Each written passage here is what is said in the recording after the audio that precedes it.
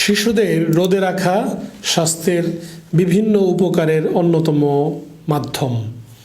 কোন সময়ে আপনার সন্তানকে রোদে রাখবেন, আপনি রোদে থাকবেন কিনা আজকের ভিডিওতে জেনে নিন।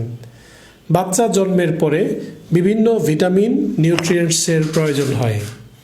এই নিউট্রিয়েন্টসের অন্যতম ভিটামিন ডি। ভিটামিন ডি আপনার সন্তানের উচ্চতা, ত্বকের বিভিন্ন যত্ন, মানসিক বিকাশ, হার্টের বিভিন্ন ম্যাচিউরিটি, দাঁতের যত্ন, উচ্চতা সহ বিভিন্ন কাজে গুরুত্বপূর্ণ ভূমিকা পালন করে। ভিটামিন ডি নিশ্চিতে জন্মের পরে 6 মাস পর্যন্ত কমপক্ষে শুধুমাত্র মায়ের বুকের দুধ নিশ্চিত করা জরুরি। পাশাপাশি সকালের রোদ 8টা সাড়ে 8টার পরে 15-20 মিনিট আধা ঘন্টা করে 1-2 বার আপনার সন্তানের ভিটামিন ডি নিশ্চিতে অতি কার্যকরী।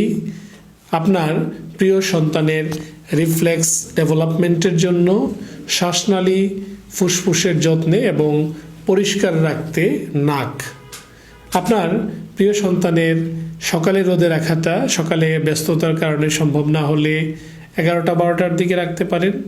একদম খাড়া দুপুরের রোদ বাচ্চার অস্বস্তির কারণ হতে পারে, অতিরিক্ত ঘামের কারণ হতে পারে। বাচ্চাকে 3টা-4টার দিকে বিকেলের রোদেও রাখতে পারেন।